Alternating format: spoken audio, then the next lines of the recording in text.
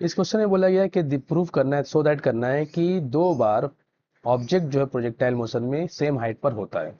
और भी बोला गया है कि उन दोनों का सम जो होगा वो टाइम ऑफ फ्लाइट के बराबर होगा, प्रूव करो।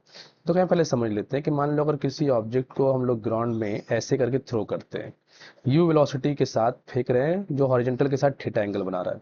तो ड्यूरिंग मोशन वो क्या होता है कि ऑब्जेक्ट जो है सेम हाइट पर पहुंचता है। मान लेते हैं ये वाला हाइट अगर है तो उसी हाइट पर वो दोबारा फिर एक टाइम पर पहुंचेगा। तो T1 में अगर वो पहली बार इस हाइट पर पहुंचा तो T2 में फिर से वो उसी हाइट पर पहुंचेगा, जाते वक्त भी और आते वक्त भी। अब मुझे ये पता करना है कि ये दोनों टाइम प्रूव करना है कि 2 बार ऐसा हो, मतलब T1 T2 दो टाइम दिखाना है। चूंकि ये मोशन वर्टिकल में हो रहा है, ऊपर की तरफ हो रहा है, तो मैं लिख सकता हूँ कि y equal to u sine theta t minus half g t square.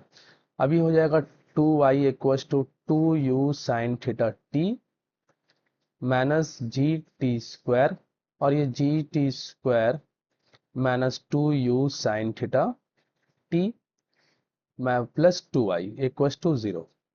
अब यहाँ से हम लोग आचार्य फॉर्मूला अगर यूज कर ले टाइम को क्वाड्रेटिक इक्वेशन के फॉर्म में, तो t जो टाइम निकलेगा t is equals to minus B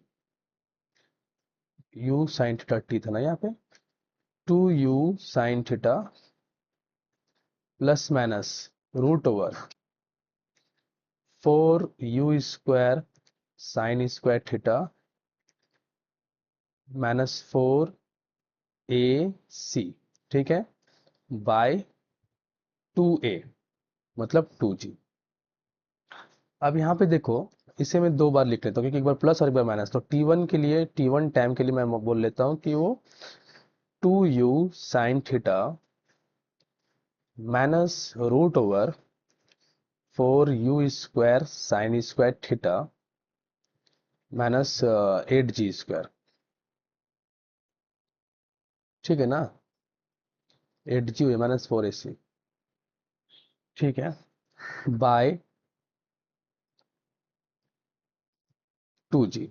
दूसरा टाइम जो T2 है वो है 2u sine theta plus 4u square sine square theta minus 8g square by 2g। ये दो टाइम आया, इन दोनों टाइम पे ऑब्जेक्ट जो है सेम हाइट पर रहेगा।